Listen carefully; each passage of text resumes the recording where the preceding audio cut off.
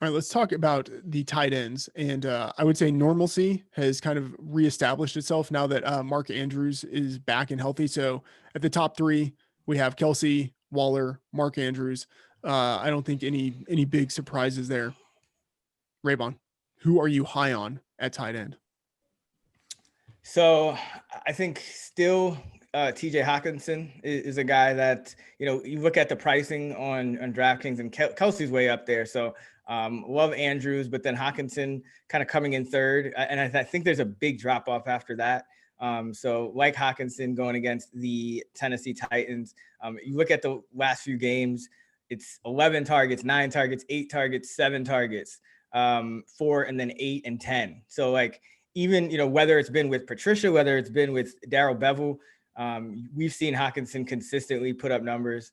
I think, regardless of the quarterback situation, I think he's going to be a guy that you have to target. And Tennessee, you're going against Tennessee, which we just kind of mentioned is a team that can put up a ton of points. And so what you may get from this matchup is a situation where Detroit is playing from behind, and that could equal like a lot of garbage time, easy targets for the Titans, who rank dead last 32nd in DVOA against tight ends. Sean, who do you like this week? I think Logan Thomas is pretty sneaky at 4K against the Seahawks this week. I think, people might fade him because they're anticipating Jamal Adams coverage, but, he still has one of the safest tight end floors.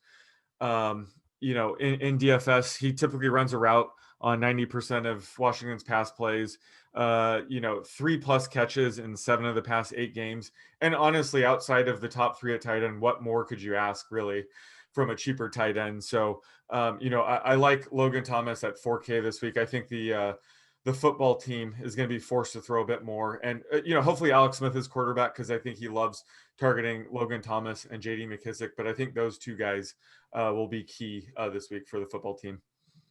Okay, I'm with you there on Logan Thomas. I would say though, if we're thinking about this from the DFS perspective, I would rather save the $1,000 and drop down to Cole Kmet. And it feels dirty saying that, but I honestly think that that's where I am, and I have Kmet as a low end tight end 1 this week, and that probably says more about the tight end position than anything else. But in season long leagues, I think Kmet is streamable. He's now clearly the tight end 1 in Chicago. He's played well ahead of Jimmy Graham over the past month. He has 7 targets in each of the past 2 weeks. He has 78 yards and a touchdown in that time. It's not easy to find a tight end with 7 targets a game. Not to say that you can just randomly project Kmet to get 7 targets, but the fact that he's gotten that in each of the past 2 weeks is encouraging, along with the fact that he's playing such a high percentage of the snaps. So he's a guy that I'm probably going to be looking at for DFS if I really decide to pay down at the position, because I don't know if I really see much of a difference between Kmet at 3,000 on DraftKings and Logan Thomas at 4,000. So something to think about when I'm building my cash game lineup last minute on Sunday morning. Sean, who are you low on for week 15? I guess I'm low on TJ Hawkinson, even though I agreed with pretty much everything Raybon said. He's been my tight end 3 for weeks now. So he's all the way down to tight end 6, and he's 5,200 on DK. So, I just don't see the reason to spend up. But I think he probably does get a downgrade with Chase Daniel under center. They failed to connect on 2 targets last week, where it looked like they were kind of out of sync. And then every Tuesday, I have Kenny Golladay making his return, so I give him a few targets, and it suppresses TJ Hawkinson's, yards, touchdowns. And then by Thursday, when we find out Kenny Golladay is not playing, I remove those targets, and TJ Hawkinson goes up. So that's where we are right now, is my Tuesday morning TJ Hawkinson downgrade. Maybe you could just not project Kenny Golladay. Maybe. Yeah. I think that might be I'm an optimist, so I'm holding out hope, but yeah, you're probably right. Yeah, I feel like this is a trend. Like every week I'm like TJ Hawkinson, and you're like, not TJ Hawkinson. And then like Thursday, it's like, okay. Yeah, by Thursday I love him. I thought maybe with Patricia getting fired, that might inspire Golladay to return, but no, it really does seem like he's milking this, so we'll see. All right, Raybon, who are you low on?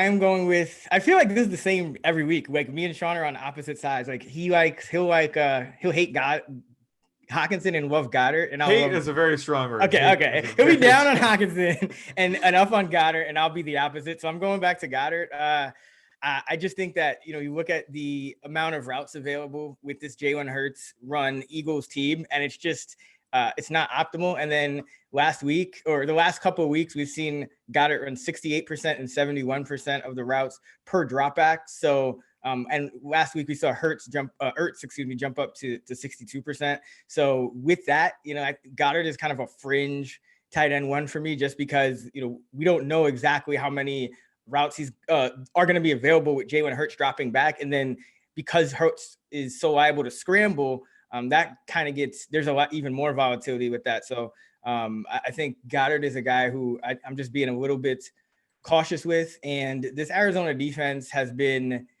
kind of decent against tight ends. Like they're mediocre in terms of DVOA, but they've allowed the 7th fewest schedule adjusted receiving yards to the position at just under 46. So not a great matchup considering we have to get 2 tight ends fed in this one. All right, one guy I am low on is Jonnu Smith. He's number 3 at the position with 8 touchdowns this year. And so much of tight end scoring is driven by touchdowns, but touchdowns are unreliable. They're hard to predict. And Smith has almost nothing else going for him besides the fact that he has scored 8 touchdowns.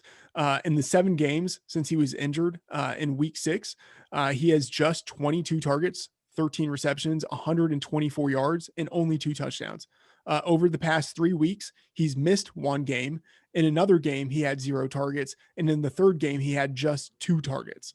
I mean, he's, I think, a very talented player, but right now he's just a entirely supplementary piece to the Titans offense. And with his lack of volume, it's just hard to hope for a touchdown. So he's someone, whatever, with how horrible the tight end landscape is, sure, he's a tight end too, because if he scores a touchdown, he's going to end up being a tight end 1 on the week.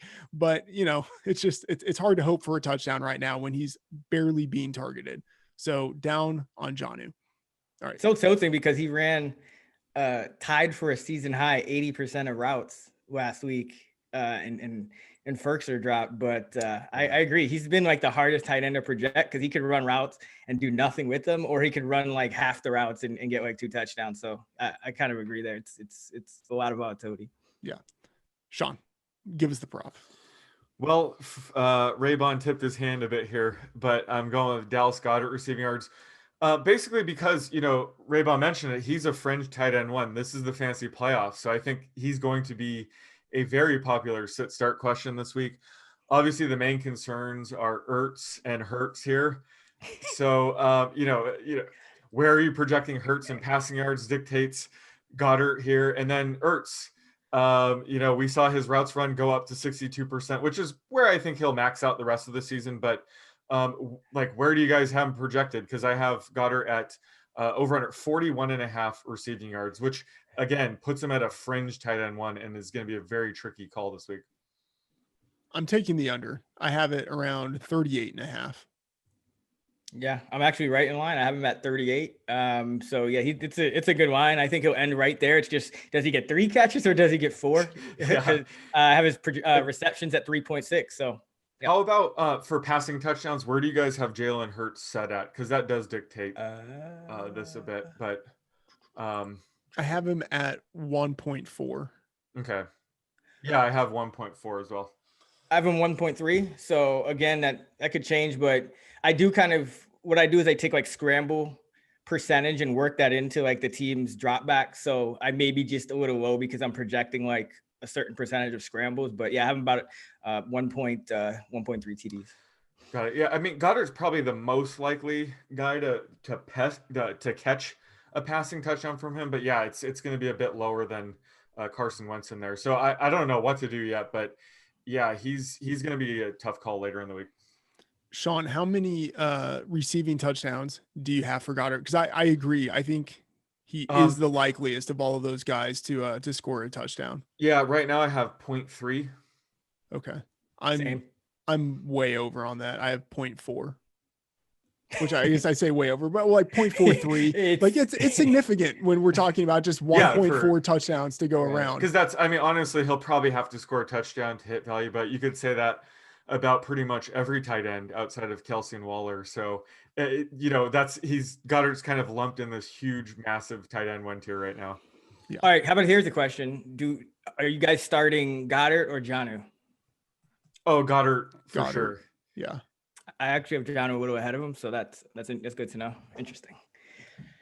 Well, I mean, it's not a slam dunk, but I've stuck with Goddard this far. I'm not going to abandon ship for Jonnu Smith of all people. In week 15, I would just hate myself. I mean, I hear you, but it's like it goes both ways for me because it's like Jonnu's running a season high of routes and Goddard's are going down. It's just like it seems like a trap. I'm a bit worried about the Titans passing volume. We mentioned that AJ Brown, it doesn't matter. He's going to get 100 yards anyway. But a guy like Jonnu, my God, if they just attempt 19 passes this week, which is certainly possible, where the hell is Jonnu going to get his production from? It's got to be a touchdown, right? So rushing touchdown. Yeah, rushing touchdown. That's actually a good call. Yeah. If only we could just start Titans tight end and get like all that Michael Pruitt, Jeff Swaim, those like 1 yard touchdowns. Yeah, right.